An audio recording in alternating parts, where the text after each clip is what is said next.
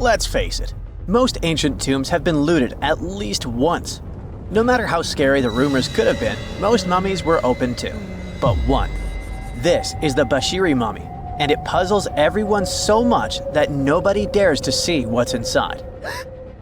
Meet Howard, but you must know him already if you're into Egyptian history. He's primarily famous for discovering King Tut's tomb back in 1922. But few people know that before this revolutionary discovery, he had probably found another mummy.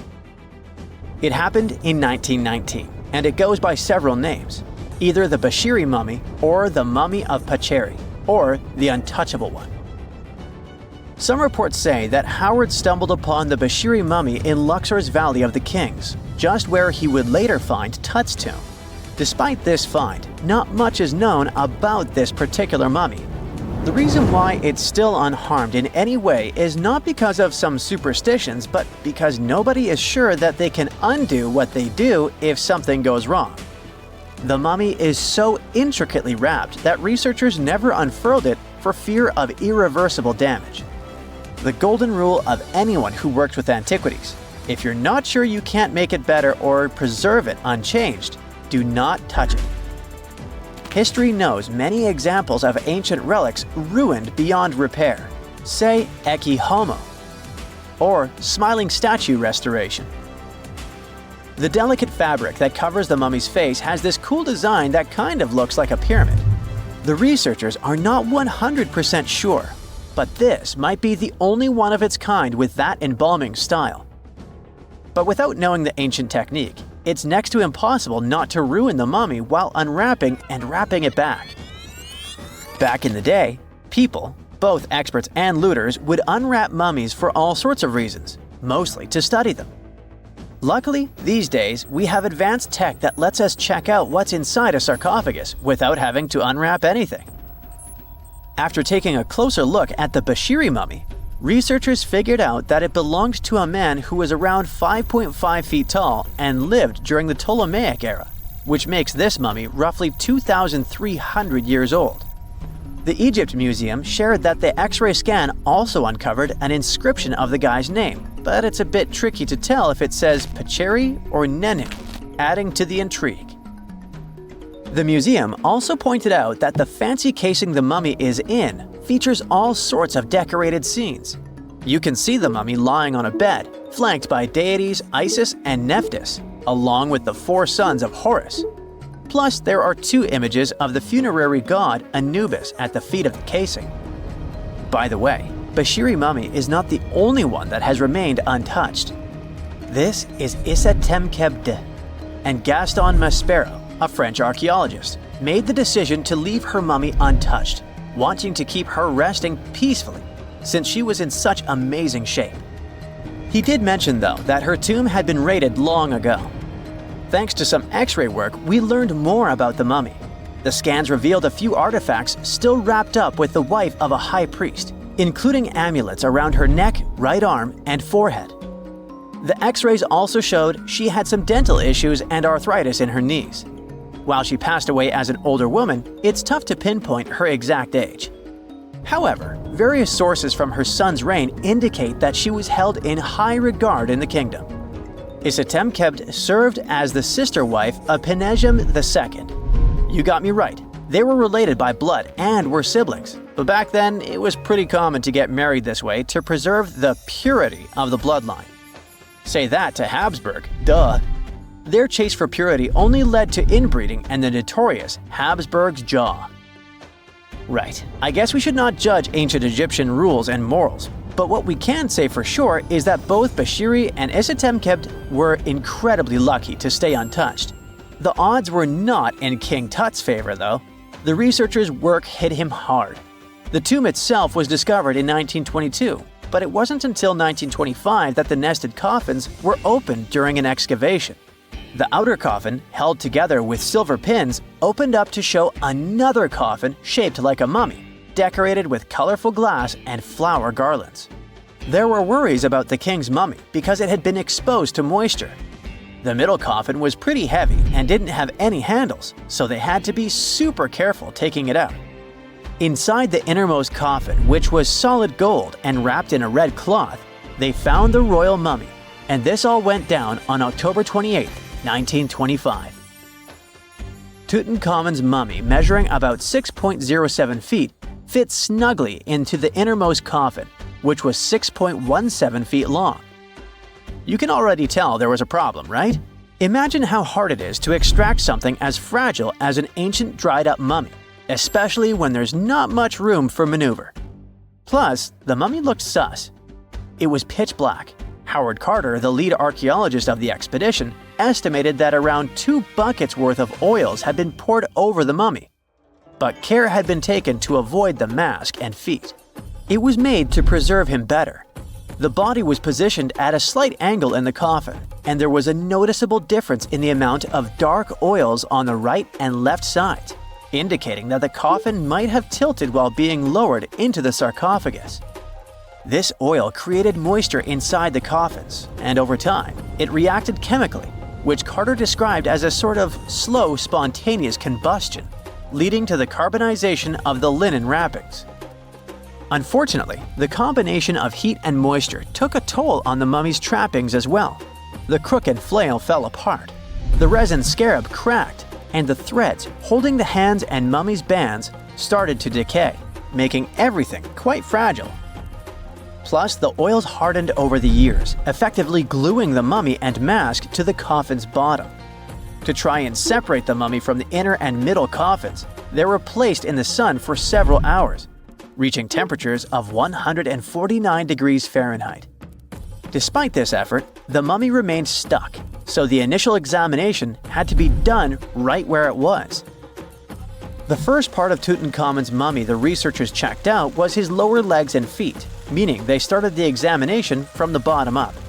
As they peeled back the bandages, they uncovered the first of many treasures wrapped up with the king. They took their time to carefully document and photograph everything they found. The inner layers of bandages were in pretty bad shape, mostly turning to dust, making it tough to figure out how everything was originally wrapped. Still, the overall methods matched what was seen in other nobles' mummies from that time. Lots of folded linen pads were used to shape the torso and thighs. The outer and inner bandages were made from fine linen, while the middle layers were coarser. They had some intricate bandaging around the shoulders and chest with a similar style around the groin. Each limb, along with fingers and toes, which were fitted with gold caps, was wrapped separately. Tutankhamun even wore gold foil sandals on his feet. They hoped to separate the mummy from the coffin by removing the outer bandages, but the resins had stuck the body to the coffin. So, the researchers ended up chiseling it out. To do this, they had to cut the torso in half at the hips and disarticulate the arms to continue unwrapping. Each part was treated with hot paraffin wax for stability, and later the hands and feet were reattached with resin. Finally, they used hot knives to detach the head from the mask. To check the teeth, it was decided to make an incision around the jaw and neck, which was later fixed with resin. So technically, the scientists did all they could to preserve the mummy, but still, in a way, it ended up being damaged beyond repair. What do you think? Should they have left it in the coffin? Or did they do the right thing? Let us know in the comments. They found the tomb of a royal doctor who lived over 4,000 years ago, a man who held pharaohs' lives in his hands. This man knew secrets that only deities and kings were allowed to hear. And yet, when they opened his tomb in 2024, there was no body, just vivid paintings, untouched by time, and cryptic symbols carved into stone. Who was he, and why was he buried with spells linked to a scorpion deity? The tomb was buried deep beneath the sands of Sahara. The doctor's name was Teti Nebu. He lived around 4,100 years ago, during one of Egypt's most mysterious turning points, right at the edge of glory and collapse. These were the final days of Egypt's Old Kingdom. The sun still glinted off freshly built pyramids, but the shadows were already creeping in. The pharaoh, Pepi II, had ruled longer than anyone before him, 90 years. But by the end of his reign, the country was cracking. The power was slipping, the regional leaders were rising, and the Nile floods grew unpredictable. In this shaky period, the mysterious doctor thrived. His tomb was discovered by a Swiss-French archaeological team in the shadows of old pyramids. The weirdest part was that when they uncovered his burial chamber, they found no body, no golden treasures either. Unfortunately, the tomb had been robbed long ago. But what remained was something even more fascinating: the words and images left on the walls. The paintings are still vibrant, bright colors that somehow survived all those years underground. The walls show jars, containers, strange abstract patterns, and geometric shapes. And then there are hieroglyphs, lines and lines of sacred script carved with precision, like someone had poured their soul into every curve. These inscriptions revealed who Teti Nebu truly was. Turns out, he wasn't just any doctor. He was the conjurer of Serket. Now, Serket was the female deity of scorpions, sacred and terrifying. Egyptians believed she could stop venom, heal bites, and protect the living from toxic elements. The title, Conjurer of Serket, meant Teti Nebu was a specialist in treating dangerous stings and bites.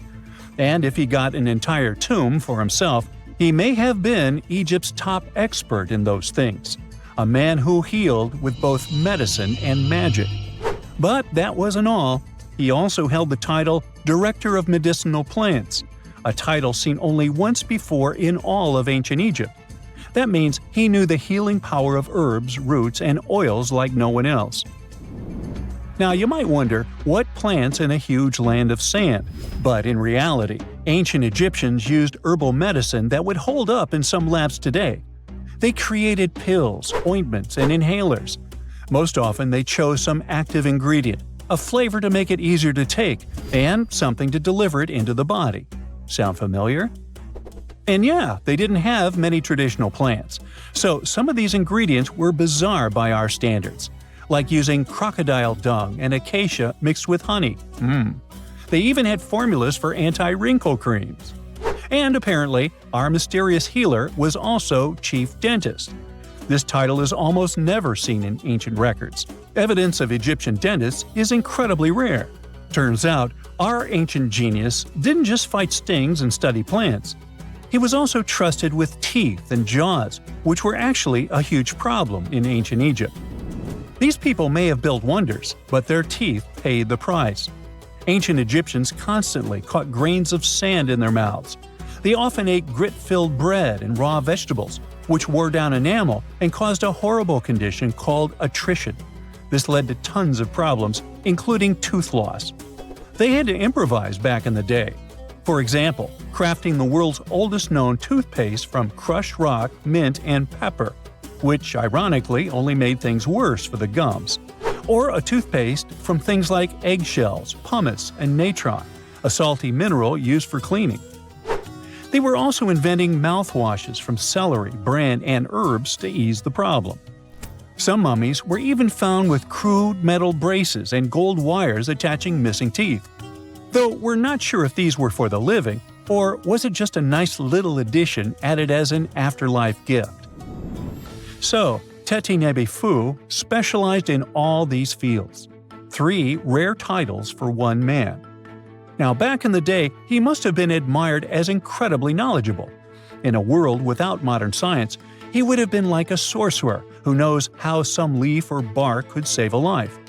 That's why archaeologists believe Teti Nebu wasn't just any doctor. He was, most likely, the royal physician, the one who treated the pharaoh himself.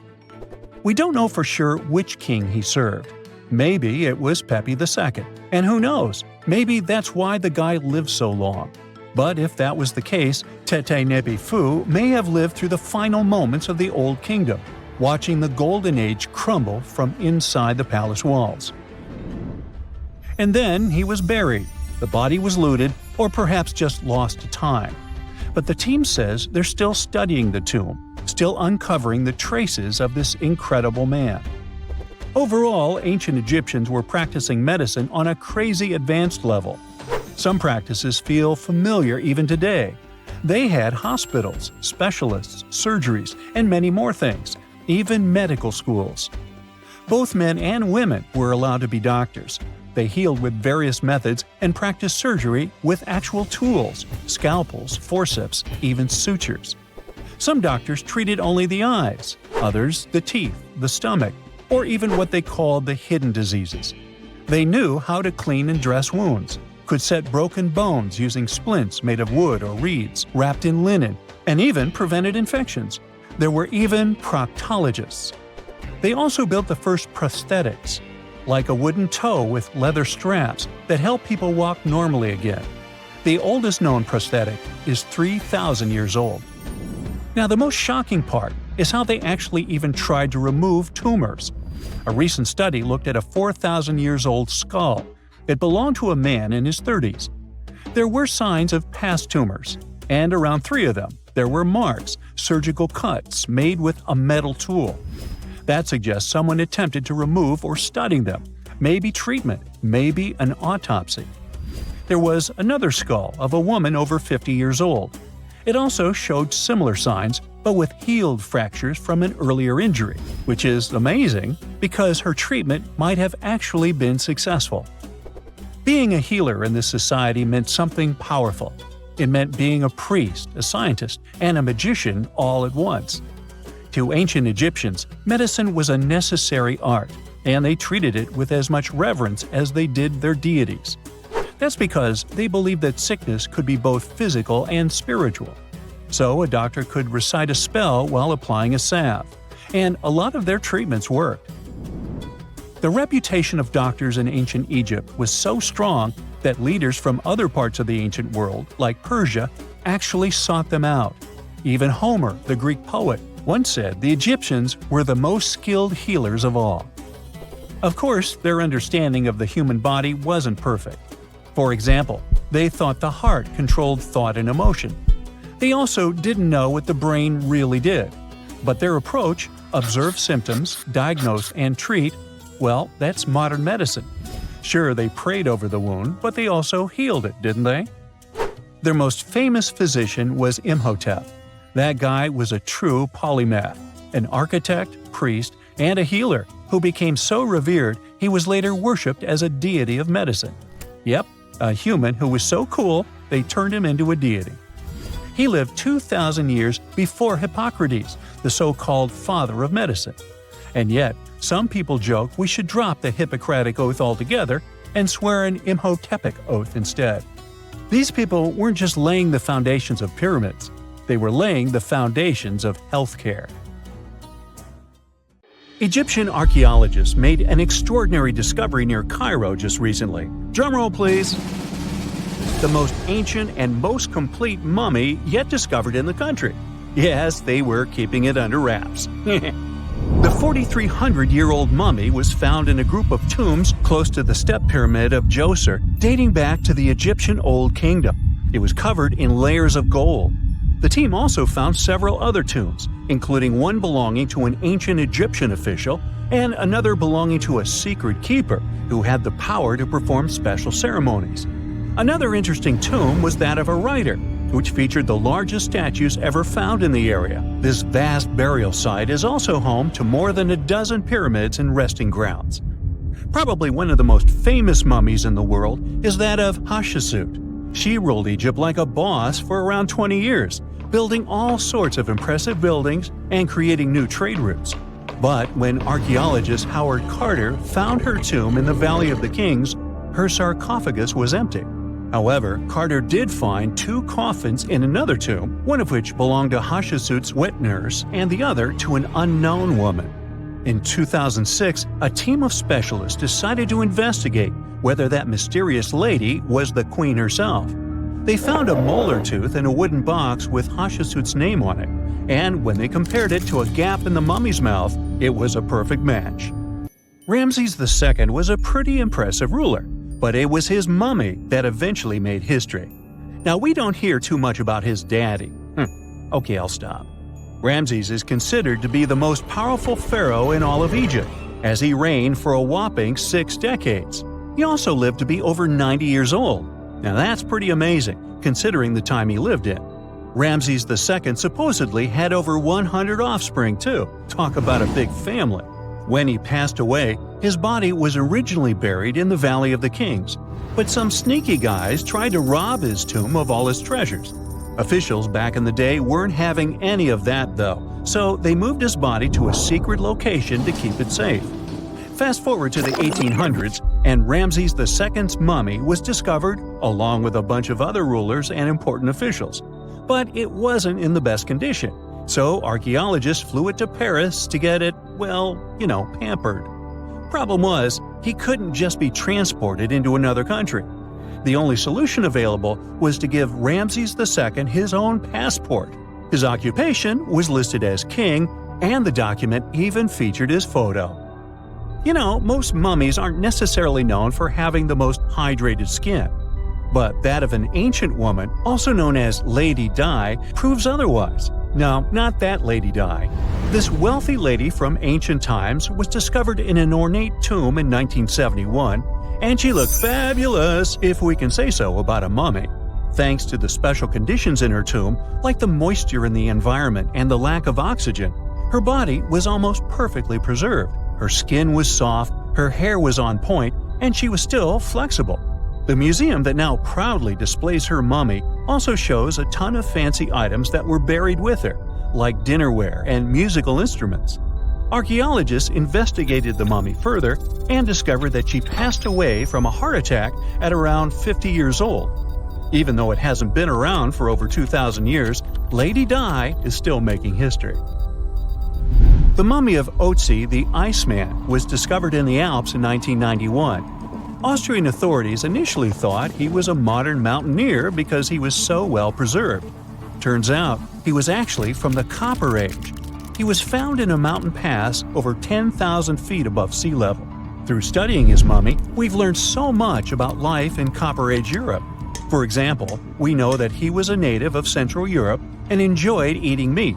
He also suffered from arthritis, narrowing arteries, and intestinal problems. But he likely used acupuncture and medicinal herbs to treat these conditions. And apparently, he was pretty handy with tools. He sharpened them just days before his untimely demise. Who knows if he was expecting trouble or just getting ready for some routine work. Now, King Tut and his story is most likely the one that made all mummies famous. This pharaoh passed away at the young age of 19, more than 3,000 years ago. But his mummy is still one of the most well-known in the world. When his tomb was opened in 1922, people went wild because it was still intact, unlike many other royal tombs. It had some seriously blinged-out coffins, including one made of solid gold. Not only did Tut's tomb give us a glimpse into ancient Egyptian history, but his mummy also taught us a lot about the time he lived in. DNA analysis helped identify his parents and revealed that the pharaoh had a rare bone disorder that might have made walking a bit tough. Now, Ginger is most likely one of the coolest mummies you'll ever hear about. He's like a time traveler from 5,000 years ago who's still looking fly with his golden hair and perfectly preserved nails. Ginger was discovered in Egypt and is believed to be the earliest known mummified body. Before people even knew about mummification, they used to place bodies in shallow graves in the hot, dry sand. And since the sand absorbed all the water, bacteria couldn't reproduce and the body was preserved naturally. Now, scientists are not sure if Ginger's preservation was intentional or not, but since he was buried with some pottery vessels, it's likely that whoever buried him knew some serious preservation techniques. If you want to meet Ginger in person, he's currently chilling at the British Museum. One Dutch art collector bought a statue from Asia and ended up finding a weird discovery. The statue contained a mummy hidden inside. Unfortunately, the body was too fragile to move, so they had to leave it there. The coolest part is that this mummy is over 1,000 years old and was on display for 200 years before being encased in the statue. When scientists did a CT scan, they found out that the mummy was filled with paper scraps covered in writings. Experts think he might have done this thing called self-mummification, which is a pretty intense process involving a special diet and tea that makes your body less prone to bacteria. Only a few people could handle this ritual, and those who managed to do that were seriously respected. No other Egyptian queen has baffled scientists and historians like the stunning Nefertiti. Based on her statues, she was known for her slender neck, wide eyes, and high cheekbones. Her name translates to "the beautiful woman has come." Talk about living up to your name, huh? Even though she wasn't a pharaoh herself, Nefertiti still managed to leave a lasting impression. Written records suggest that, as a wife and queen, she held an incredibly influential role. Because of her power, she was indeed admired, but she also managed to make quite a lot of enemies throughout her life. She was also related to King Tut, but not biologically. Rather, she was his stepmother. So far, locals have yet to identify her mummy, but that may soon change. A local Egyptologist who has been busy excavating tombs in the Valley of the Kings has found 2 mummies that he believes could be Nefertiti and her daughter. According to specialists, we may soon finally get a definitive answer about the identity of these 2 mummies. And if one of them does turn out to be Nefertiti, we could be in for a real treat. DNA analysis and CT scans of the mummy could give us the most complete and accurate image of the queen that we've ever seen. It's crazy to think that we've only scratched the surface of what lies beneath modern-day Egypt. Nefertiti ruled during a time of great power and prosperity in Egypt, but unfortunately passed away in a period of social turmoil, leading to her gravesite being lost. Now, where's my mummy? When you hear the word mummy, you might get a chill down your spine. That's because most of us associate this word with those creepy characters we've seen in some scary movies. But in reality, mummies have helped us understand a lot about ancient civilizations, their rulers, and about how people used to deal with losing their loved ones. The people most famous worldwide for their mummies are the ancient Egyptians. They believed that some sort of existence after passing away was possible, if certain conditions were met. That's why they insisted on preserving the human body through the process of mummification and placing the mummy in a furnished tomb, kind of like giving it a fully functioning apartment of its own. Why did they believe in this? Well, because they were deeply connected to their natural environment for the most part. They saw the natural cycles around them, like how the sun rose every day, followed by the moon, or how new life was always sprouting from plants, even after they had wilted away.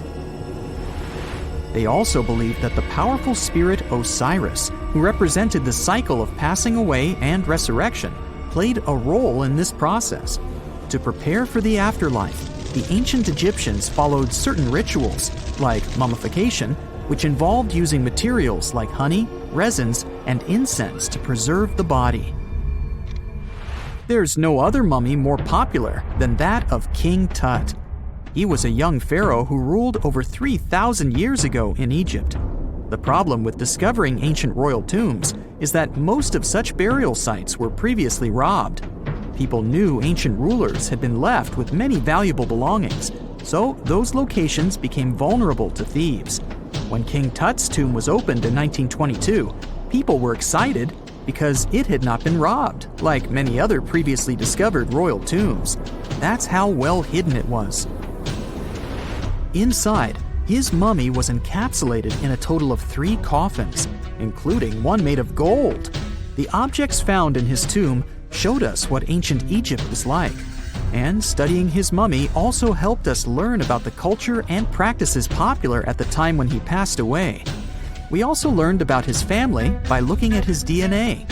Scientists were able to discover that he had had a disease called malaria and a problem with his foot that might have made it hard for him to walk. Ramses II was another pharaoh in Egypt who ruled for 68 years, which was quite a lot back in the day. He was known for his expansion campaigns and building projects. Many objects from his time as a ruler still exist today, including a large statue of him. Ramses II was about 6 feet tall and lived to be about 90 years old. After looking at his mummy, scientists concluded that he may have had a medical condition that affected his spine. Now, remember those thieves I mentioned before? They are probably the reason why Ramses II ended up in a plain coffin in a secret collection of royal mummies at Deir al-Bahari, which was rediscovered in 1881. Thankfully, archaeologists were able to identify him because his journeys had been recorded on his wrappings. The process was really tedious too. In fact, in ancient Egypt, the mummification process could take a staggering 70 days to complete. A special person would say a very specific speech while delicately handling the body and drying it out using a type of salt called natron.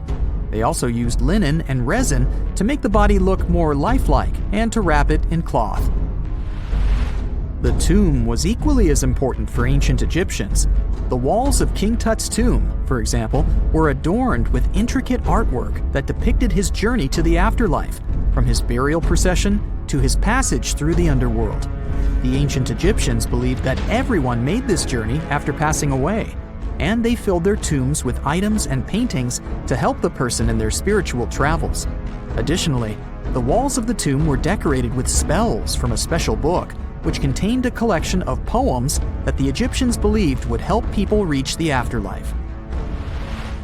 And speaking of how important this journey was, people also placed food in these ancient tombs. In King Tut's tomb, archaeologists discovered 36 jars of vintage beverages and 8 baskets of fruit, which were believed to be left there to help him in his journey to the afterlife. The Egyptians believed that traveling to the afterlife took a really long time, so they left a lot of supplies, such as food and water, to sustain their loved ones. Pharaohs also generally had numerous luxurious garments and beautiful jewelry in their tombs to ensure that they would have a fashionable journey.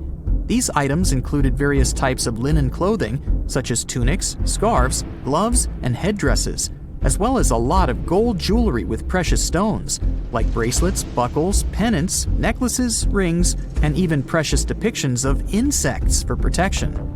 Some were also deposited with fans made from ivory and ostrich feathers to keep them cool in the afterlife. Some ancient rulers were even placed in their forever apartments along with boats. For example, Pharaoh Khufu built the Great Pyramid at Giza as his tomb, and a large ship was found inside. King Tut, however, was buried with multiple boat paddles, but no actual boat. Instead, he had 3 chariots and numerous walking sticks made of precious materials, perhaps indicating he'd rather travel to the beyond by land, not by water. Amongst the most interesting objects found near ancient mummies are bottles of oils and perfumes. If rulers were supposed to be fashionable, why not smell nice too, right? Also, some of them had some ancient kinds of board games, most of them made out of precious materials like gold or ivory. One of those games was called Senet. It was very popular amongst the ancient Egyptians and very similar to modern-day chess. The ancient Egyptians may have the most famous mummies out there, but they weren't the first to invent the procedure. In fact, it all started in South America with an ancient civilization named the Chinchorro. As far as we know today, these people were the first to mummify their loved ones that had passed away. They did it somewhere around 2,000 years before the Egyptians started their own rituals. Sure, we can tell a lot about ancient rulers by studying these mummies, but until recently, we had no idea what they really looked like during their lifetime. Not so long ago, though, some very special mummy paintings were found by archaeologists studying ancient Egyptian objects. These mummy portraits are highly detailed paintings of individuals that were made while they were still alive. Such paintings were often painted on wood, as opposed to the classical portraits we all know about, which are painted on canvas. They are known for their realism and beauty, and have even been used by researchers to diagnose diseases by comparing them to the corresponding mummies. Some of these portraits also include depictions of jewelry, which was later found on the mummies. The recent discovery of these mummy portraits in Central Egypt is significant, as it marks the first time in over a century that such paintings have been found. Mummies appeared all around the world naturally, too. Mummification can occur without people intervening because of natural conditions, like extremely cold or hot environments, places with a lack of oxygen, or accidental exposure to chemicals that preserve the body. These conditions don't allow bacteria to grow, resulting in the body remaining more or less intact. Famous Otzi was one of these mummies. We know today he was a man who lived around 5,000 years ago in Europe. But upon his discovery in the Alps in 1991, Austrian authorities initially believed that he was a modern mountaineer because of how well preserved the body was. However, after the Iceman was removed from the glacier, it was determined that he was actually from the Copper Age. The Sahara Desert is like a Mad Max movie. Scorching heat, endless dunes, and an overall barren wasteland. A place where no one could live, right? Well, forget all you know about it, because 5,000 years ago, the Sahara was a lush paradise of grasslands, lakes, and rivers, and the home of a ghost civilization that vanished without a trace. Our tale begins in the 1930s, when a Hungarian explorer stumbled upon a cave in the middle of the Sahara. Inside, he found something bizarre: ancient rock paintings of people swimming in a lake, surrounded by giraffes, hippos, and crocodiles. At the time, everybody shrugged it off as some symbolic depiction of the afterlife, because really, who would imagine a lake in the Sahara? Well, fast forward some 70 years later, when a group of archaeologists made a discovery that flipped the script. In a rock shelter in Libya, they unearthed 15 mummies, along with baskets, ceramic pots, and other everyday items. This may look like prehistoric junk to most people, but to archaeologists, it was like uncovering a key piece of evidence. Those people weren't just passing through, they lived here. You see, those weren't just any mummies. They were some of the oldest naturally mummified humans ever found, dating back over 7,000 years. Take that, Egypt. Two of them still had readable DNA, preserved thanks to a rare natural mummification process, almost a miracle considering the Sahara's climate's ability to turn everything into, well, beef jerky. Scientists struggled to understand where those mummies came from for a while, because the mitochondrial DNA they recovered was not helpful at all. But thanks to scientific progress, they eventually managed to do a full genome analysis that revealed some weird secrets. Those people belonged to a human lineage that was completely unknown, and they lived isolated from the rest of humanity for thousands of years. For decades, researchers assumed that the place where they lived, the Green Sahara, was like a prehistoric highway, a lush corridor that humans and animals used to migrate between sub-Saharan Africa and the Mediterranean. But the mummies demolished that theory, like a hippo sitting on a sandcastle. Their DNA showed zero genetic mixing with sub-Saharan and Eurasian migrants, keeping their genes pure for 7,000 years. Their closest genetic relatives weren't their neighbors living right below the famous desert, but some ancient hunter-gatherers from Morocco, and even some guys that lived in the Czech Republic, when it wasn't even a country yet, 50,000 years ago. We're not out of the woods yet, because those mummies also carried some teeny-tiny traces of Neanderthal DNA, just 10% of the amount found in modern Eurasians. Now, if you paid attention in school, then you know that Neanderthals lived in Europe and Asia, and early humans only mixed with them after migrating out of Africa. But those Green Sahara folks never left Africa. So how did they get Neanderthal genes?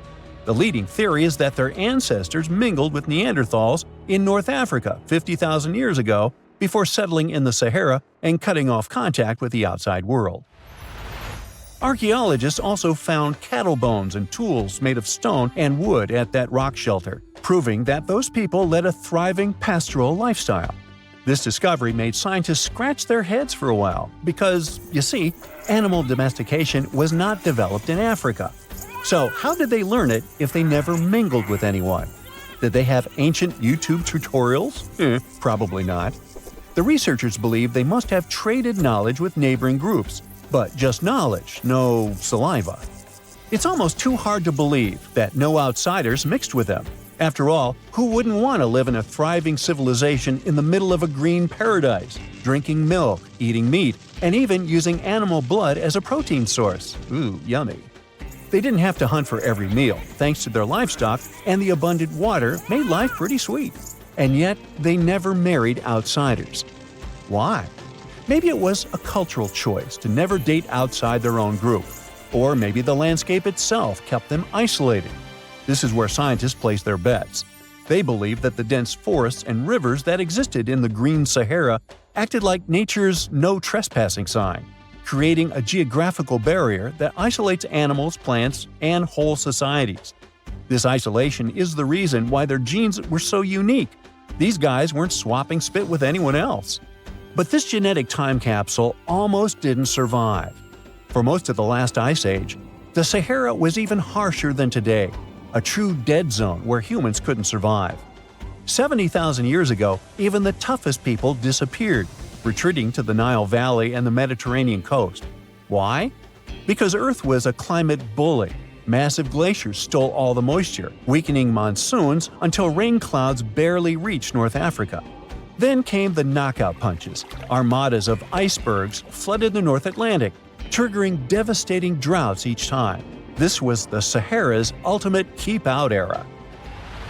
Now, you're probably wondering how in the world the Sahara turned green after all this, and then went back to being a desert again.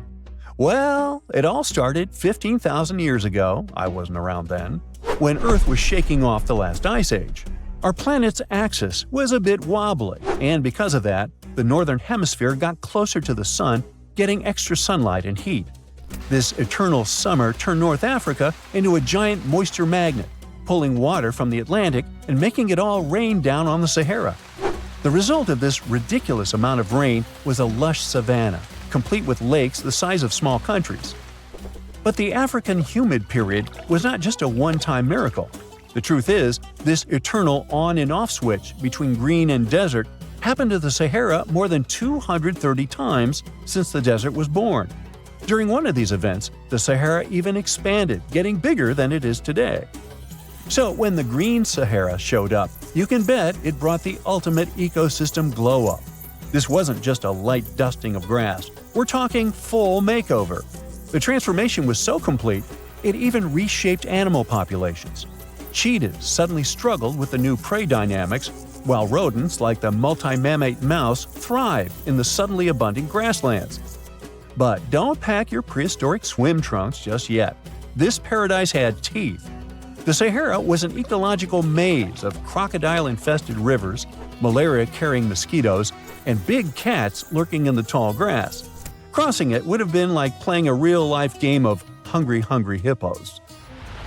This is probably why more groups didn't settle permanently. The Sahara's climate cycled between wet and dry every 20,000 years, hardly a stable zip code. For most ancient people, it was smarter to treat the Green Sahara like an all-you-can-eat buffet, grab resources and leave before the desert returned. Still, this Green Sahara period lasted for 10,000 years, giving our mystery shepherds plenty of time to thrive. But around 5,000 years ago, Earth's axis shifted again, the rains moved away, and the Sahara dried up faster than a puddle in July. As the desert returned, the shepherds from the Green Sahara had no choice but to pack up their livestock and leave. Some researchers believe they migrated toward the Nile, laying the groundwork for ancient Egypt, so I guess their legacy lives on. Besides, their pure lineage may be extinct by now, but some faint genes of the mummies can still be found in the people that live in North Africa today. But the introvert mummies were not the only ones using the Green Sahara as an Airbnb. They actually had neighbors just around the corner, in a lakeside village in Niger to be exact. Those people thrived for 5,000 years and left behind the oldest Sahara Desert cemetery, including a man buried in a turtle shell, a grinning Halloween man with filed teeth, and a heartbreaking family embrace frozen in time, victims of the very waters that sustained them. Eventually, those people disappeared too, just like it happened to our antisocial friends. This proves that this desert outsmarts everyone, with a landscape that gives paradise with one hand and takes it away with the other. Egypt has ruled as the owner of the world's oldest pyramid, until now. A newly discovered structure in Indonesia may predate Egypt by thousands of years. If this is true, it rewrites history. The world's first pyramid was born during the last ice age, and it's now located in the middle of the jungle. At first glance, Gunung Padang does not exactly scream pyramid. It looks more like a big mound with scattered stones tossed all over it. But recent excavations have revealed that far beneath the surface, there are stone structures buried in multiple layers, deeper and much older than anyone expected. We're talking possibly 27,000 years old. This is serious if we're talking about humankind's history. Today, the oldest known ancient society with this kind of building knowledge is probably 11,000 years old and used to occupy the region of modern-day Turkey. We've talked about Göbekli Tepe in some of our previous videos. Gunung Padang has got the scientific community divided and raising big, life-changing questions. You see, the site of Gunung Padang has long been considered sacred by the locals. Many even call it the Mountain of Enlightenment and still use the site to perform mystical ceremonies. Westerners had no clue this place existed until the late 1800s.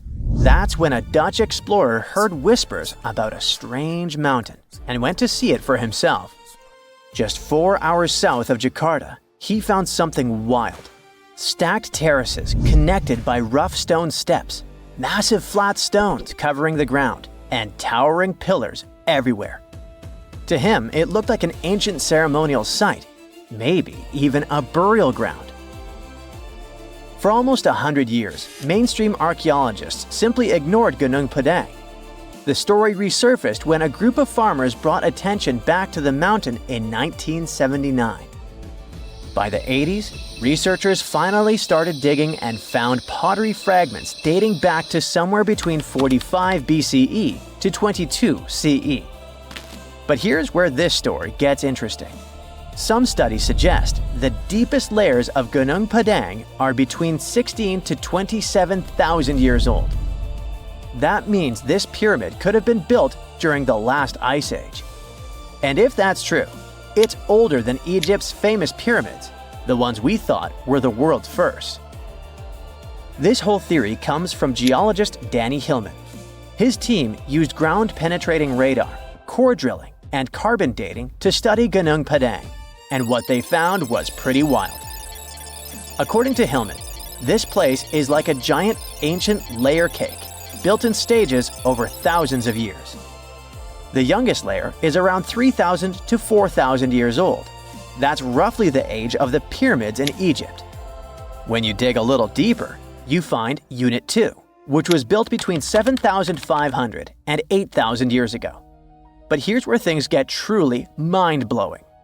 Hillman claims the deepest layer, Unit 3, could be as old as 27,000 years old. His study suggests that Gunung Padang isn't just a hill. It's a stepped pyramid, complete with chambers and hollow spaces hidden underground. Although there's not much info about these chambers. The geologist does admit his theory sounds crazy, but he says it's all real and legitimate data. Hey, this is just one theory. Those who disagree with Hillman say Gunung Padang was not man-made. It was nature-made. Maybe not the upper parts, which Hillman calls Unit 1. The lowest units, which are the units that could change our collective history, are the problem. To understand what the fuss is about, we need to look at the soil. The area that Gunung Padang was built on is filled with volcanoes, which means it sits on top of volcanic soil. Hillman's team drilled into the mound and found something odd. Younger soil wedged between much older rock layers. To them, this was a clear sign that the stones were stacked, not naturally formed. After all, in nature, younger soil doesn't just sink beneath ancient rock. That would be like discovering fresh ink beneath the pages of an ancient manuscript. You know, something doesn't add up unless someone put it there on purpose. However, skeptics such as volcanologist Soetkinel Braunthal argue that Gunung Padang is not a human-made pyramid, but rather the remains of an ancient volcano. He believes the mixed layers of young soil and old rock are the result of natural erosion and geological processes, not human construction. Volcanic activity can create unusual formations over time, and without clear signs of tools, carvings, or human remains, many experts remain unconvinced. The mystery boils down to this paradox. Are we looking at the ruins of a lost civilization, or are we simply misinterpreting the work of nature? Most archaeologists say that to prove an ancient civilization existed, you first need signs of culture, art, tools, structures, something man-made. That's exactly why archaeologist Dibble, one of Hillman's biggest critics, isn't buying the pyramid theory. He argues that without solid proof of human activity, all we really know is that the soil in the mound is 27,000 years old, and that alone doesn't mean people were building pyramids back then. But here's the thing. The more we dig into ancient history, the more we find that our ancestors were capable of things we never imagined. The idea of advanced civilizations existing during the Ice Age seems far-fetched to many archaeologists. After all, who could have the technology and knowledge to build massive structures like pyramids in such a harsh environment? This is where some researchers, particularly Graham Hancock, come in. Hancock is known for his controversial theories that say that advanced civilizations may have existed during the Ice Age. The last Ice Age lasted from about 2.5 million years ago to roughly 11,700 years ago. During its peak, huge ice sheets covered large parts of North America, Europe, and Asia, making it a challenging time for human survival. Most archaeologists believe that humans during this period were mainly hunter-gatherers, moving from place to place in search of food and shelter. The idea that they had skills to build a massive pyramid-like structure is hard for many to accept. However, researchers like Graham Hancock argue that advanced Ice Age civilizations could have existed and been wiped out by cataclysmic events such as floods caused by melting glaciers. According to Hancock, these ancient cultures may have built monumental structures like pyramids. One of Hancock's most notable books, Fingerprints of the Gods, explores this theory in depth. He looks at evidence from ancient monuments, like Egypt's Great Pyramid of Giza and the megalithic structures in South America, and suggests that these could be the remnants of a forgotten civilization. Hancock's theories imply that knowledge and skills passed down from this ancient culture were eventually rediscovered and used by later civilizations, like the Egyptians and Mayans. If we apply this to Gunung Padang, the idea becomes even more fascinating. Could this ancient site in Indonesia be a remnant of a long-lost civilization that existed during the last Ice Age? We'll have to keep digging to figure this out. Either way, while scientists debate the origins of Gunung Padang, local myths offer a different explanation. One of the most famous local legends tells the story of King Siliwangi, a powerful ruler who wanted to build a grand palace in a single night. With supernatural strength, he began stacking enormous stones to create his masterpiece.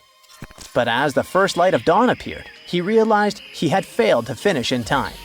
Frustrated, he abandoned the project, leaving behind the massive rock formations that we see today. While this story isn't historical fact, it reflects how deeply Gunung Padang is embedded in the local culture. Even today, the site is considered a place of spiritual energy, attracting visitors who believe in its mystical power. Hindus from the island of Bali climb the mountain steps to conduct rituals related to the rising of the full moon. Followers of a variant of Indonesian martial art practice their discipline high on the mountain. As these sacred rituals continue, archaeology and geology keep trying to figure out if this really is the oldest man-made structure in the world. Okay, what if I tell you that the extraterrestrials we all imagine as little green men may actually look like very normal Earthlings and chill in Europe? This is the Iberian Peninsula, and people living there are under suspicion. Ooh. Here's the reason. Somehow, parts of the most important artifacts that the Iberian civilization called Treasure of Villena are made of metal that simply can't be found on Earth, because it's metal from a meteorite. Now let's tackle this step by step. This is the artifact itself, and it's composed of 59 different objects. Bowls, bottles, and bracelets. Is there a pattern there with all those bees? In total, the find weighs around 20 pounds, of which 18 pounds are 23.5 karat gold. Now, if you're not a metal specialist, I'll clarify it for you right away. For comparison, 23-karat gold is 95.8% pure gold, so 23.5 karat is even purer. The remaining percentage goes to other metals to help add strength and durability to the precious alloy. There was also silver, iron, and amber in that set. The artifact could have been pretty straightforward, but for these two, let's call them imposters.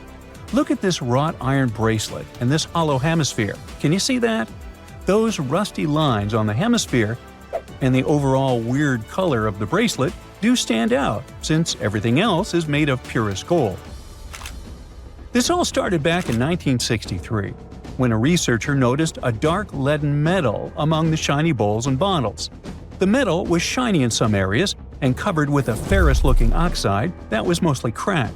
Now, just so you understand, gold does not usually act this way. Gold is one of the least reactive of all metals, so it won't even tarnish, let alone rust. To figure out where this suspicious iron came from, researchers turned to mass spectrometry, which checks out the mass-to-charge ratio of molecules. Their findings showed that the nickel in the iron is similar to that found in meteoritic iron. Simply put, the bracelet and the hemisphere are of extraterrestrial origin. Ooh. Now, the exact age of the trove is hard to determine, yet it's crucial. We need to know the exact age to see if it coincides with the start of the Iron Age in the Iberian Peninsula. If it does, then no further questions here. But if it doesn't, well, it's, at the very least, weird, if not suspicious. So there's this three-age system. It comprises the Stone Age, then the Bronze Age, and then the Iron Age. The Stone Age is of no importance here, so let's compare the Bronze and the Iron Ages. The Bronze Age began when it was realized that combining copper and tin produced a material that was more durable than either metal alone. This era was all about major upgrades in tools and weapons, but two standout inventions were writing systems and the wheel. Then came the Iron Age. This time was all about slowly bringing iron into everyday life. Iron was way easier to shape into cool designs than bronze. Now, this was a big deal because iron, especially transformed into steel, provided significant improvements in all aspects of life. Tools became lighter, cheaper, and stronger compared to their bronze equivalents. You get it? Good. So, researchers have long debated whether the treasure dates back to the post-Argaric era or the latter part of the Bronze Age. The most recent study claims that those artifacts were created in 1400 to 1200 BCE, and something really doesn't add up. First off, the Iron Age began around 500 years after these artifacts were crafted. Plus, ancient craftsmen couldn't know back then how to work with metals that landed on Earth approximately 1 million years ago. And while the dates are really hard to explain, there is a logical explanation for the craftsmanship. The theory here is that those metal workers simply had access to the fallen meteorite, and thus, they could study it well and discover its properties before using it for decorative purposes. They could have figured it out through trial and error, and once they knew exactly how to work with this extraterrestrial metal, they proceeded to adorn the artifacts with it. Plus, there were the Phoenicians, who contributed to their craftsmanship.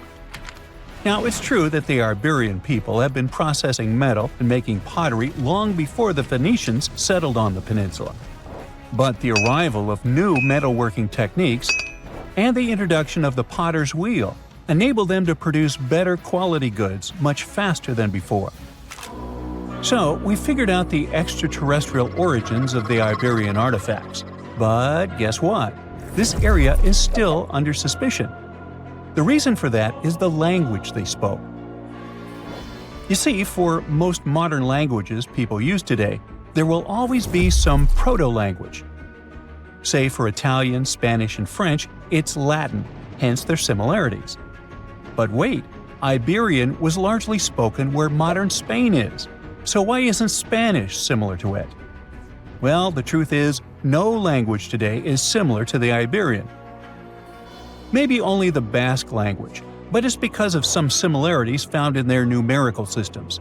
Basque is classified as a language isolate, or simply unrelated to any other known languages and the only language isolate in Europe. The Iberian language is unclassified. While the scripts written in it have been deciphered to various extents, the language itself remains largely unknown. And look at the alphabet the Iberians had. Looks like it doesn't really belong to our planet. But hold up, this one might be a bit of a stretch. When the Phoenicians came to the peninsula, they brought along their alphabet to the Iberians. But honestly, the Iberians probably weren't keen on just copying someone else's writing system, so they tweaked it until it looked completely different. Let's just say they took some inspiration and ran with it. While linguists can guess to some extent how most characters sounded, actually translating the language is still completely impossible. The Iberian language was non-Indo-European and faded away over 2,000 years ago. And there aren't any similar languages left to help us out. Super frustrating, right? Yeah. We got over 2,000 Iberian inscriptions from tombs, coins, potteries, lead plates, and even cave wall carvings. But aside from a handful of words, we're totally in the dark about what they mean. Now, if we could understand their language, we might have learned that they were great thinkers and all, but we can only contemplate the works of art they left. Iberian culture has a lot of amazing stuff made by talented artisans. We're talking about not just metalwork and ceramics, but also detailed sculptures, textiles, jewelry, and other personal bling. But here's the catch. Making all those luxury items depended a lot on a big farming class. At the heart of Iberian society, most folks were involved in farming and taking care of livestock. Depending on where you were, the types of farming varied. For example, up in the north, they were all about growing grains, while down in Valencia, they focused on producing olive oil and other agricultural aspects. In the west, raising animals was the name of the game. Still, we don't have much information about the day-to-day lives of the many people doing this essential work. Yet, on the flip side, we know a lot about the upper class of Iberian society, who control these agricultural resources and hire the artisans. By the 7th century BCE, we start to see a group of Iberian princes who were living the good life, trading with the Phoenicians and enjoying fancy luxury items. You can spot this elite class in their burial practices. Cremation was the go-to method for funerals among the Iberians, and wealthy individuals were often found in cemeteries with all sorts of lavish goods and funerary sculptures that give us a peek into the fashion and hairstyles of the rich. Interestingly, starting in the 6th century BCE, there was a noticeable drop in the number of recognizable burials, which suggests that these elaborate funeral customs became more exclusive to a small elite. Meanwhile, the fate of the majority, farmers, artisans, soldiers, and laborers, who made up a big chunk of the population, remains a bit of a mystery. It used to be a pretty advanced civilization, but it vanished without a trace. Researchers think it could have been due to some massive earthquake, but so far, we don't know for sure.